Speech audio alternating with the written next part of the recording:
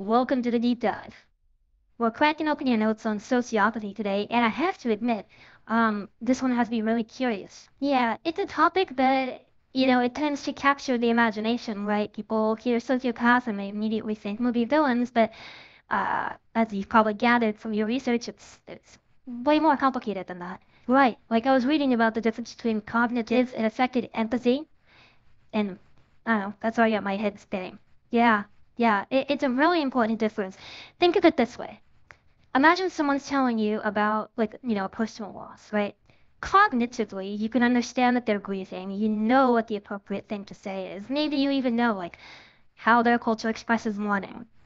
But affected empathy, that's that gut punch of actually feeling their sadness alongside them. And that's what's often kind of like diminished in people who have sociopathic traits. Okay, so it's like their emotional instruction manual is there, like they recognize the signs, but they don't get that internal experience, to match. Yeah, no wonder things get messy in relationships. Exactly, and it actually connects to another important characteristic, manipulativeness.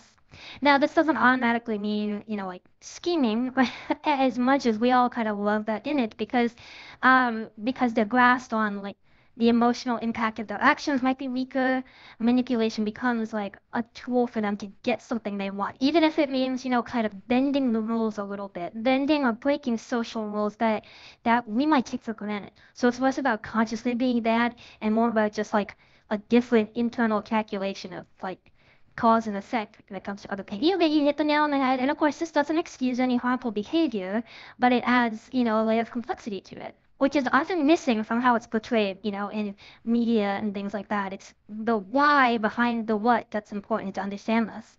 And speaking of why, I know it's also mentioned impulsivity as a big factor.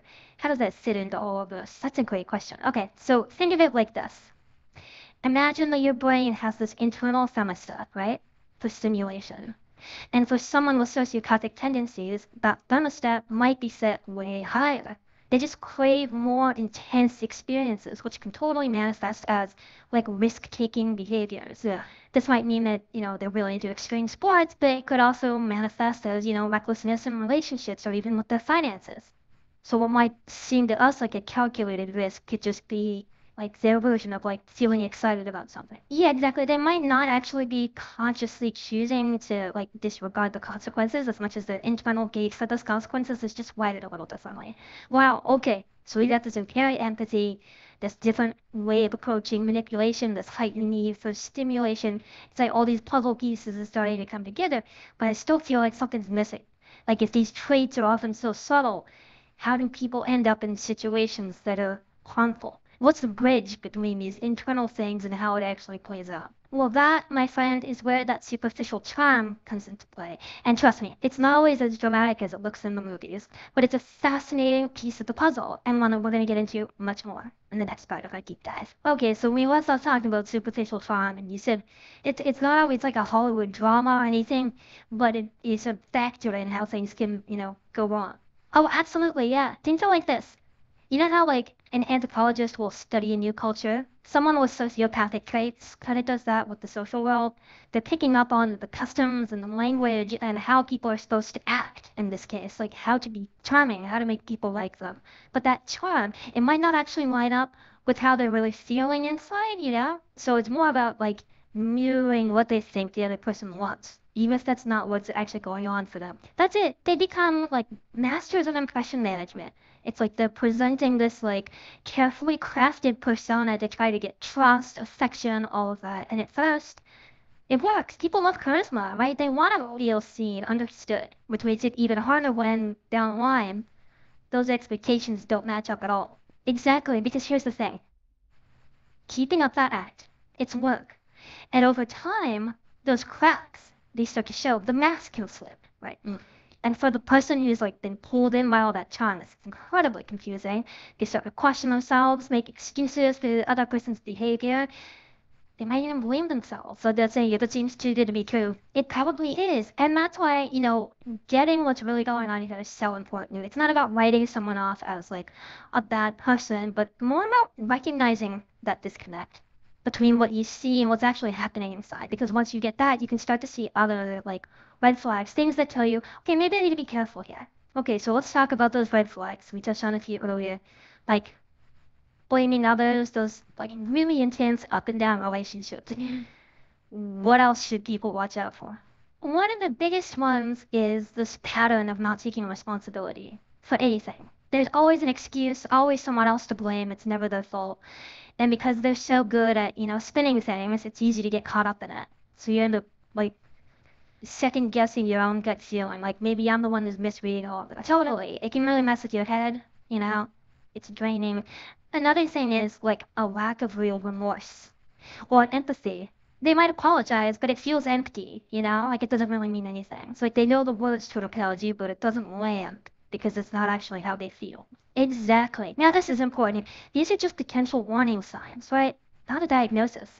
But if you're seeing these things over and over, time to be careful. Put yourself first. That is so important. It's not about diagnosing anyone, just giving yourself the knowledge to make good choices about who you let in and how you let them treat you. Exactly. And speaking of which, there's another part of this we need to talk about. That parasitic lifestyle idea. Okay, parasitic lifestyle. I mean, that sounds kind of intense. Is that like where this whole idea of sociopaths being predators comes from? Yeah, I get why that phrase would, make people nervous. But just like everything else we've talked about, it's about the nuances. What it really means is it's this pattern where someone relies on other people for like resources, right? So money, emotional support, connections, whatever. But they don't really give back the same way. It's less about like a master plan and more that their whole sense of give and take is off. So someone with these traits might end up in this pattern because their empathy isn't developed. They don't think about responsibility the same way. It's like all these things you've been talking about, they all kind of lead to this. Huh? You got it. They might not even realize it's happening or, how it's affecting other people because their internal compass is just different. They're focused on getting their own needs met, and that's what drives them, which is probably why it's so confusing, even maddening. Yeah. So the person on the other side of it's like, how can they not see what they're doing? Totally. It's a completely understandable reaction. The important thing to remember is just because we can maybe understand why it happens doesn't make the behavior okay, right? But when we get it, we can make smarter choices, set those boundaries, and protect ourselves. Makes sense. It's like knowledge is its own form of self-defense almost. Yeah, but I gotta ask, if someone's stuck in that kind of dynamic, I mean, both the person with these traits and the people around them, where do you even start to fix it? It feels so messy. It can be, for sure. But like with all the other stuff we've talked about, the first step is always awareness.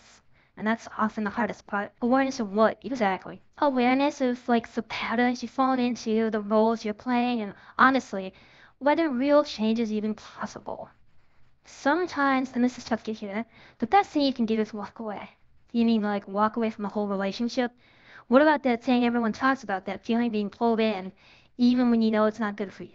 Oh, that pull is real. It just shows how strong those patterns are, how convincing that act they put on can be. That's why it's so important to be self-aware and to have like a good support system outside of that dynamic. Friends, family, a therapist. They can be your lifeline when things get confusing. Like they remind you what's actually true about yourself when you've been going by someone else's messed up map for too long. Exactly. And at the end of the day, recognizing these traits, these patterns, it's not about labeling people, saying they're bad or whatever. It's about having the knowledge so you can make choices that are good for you. It's about saying, okay, this is what I'm seeing, this is how it's affecting me, and this is what I'm going to do to take care of myself. 100%.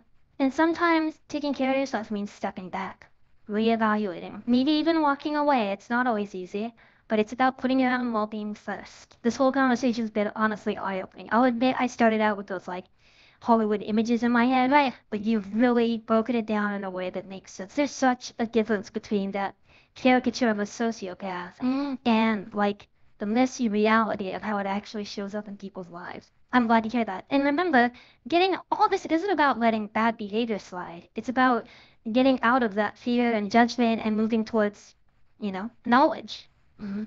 Empowerment. That's what matters. I could have said it better myself. This deep dive is really giving us all a lot to think about. Who knows, maybe we'll even lead to some new questions. Keep those brains working. Thanks for being here, everyone. And until next time, keep diving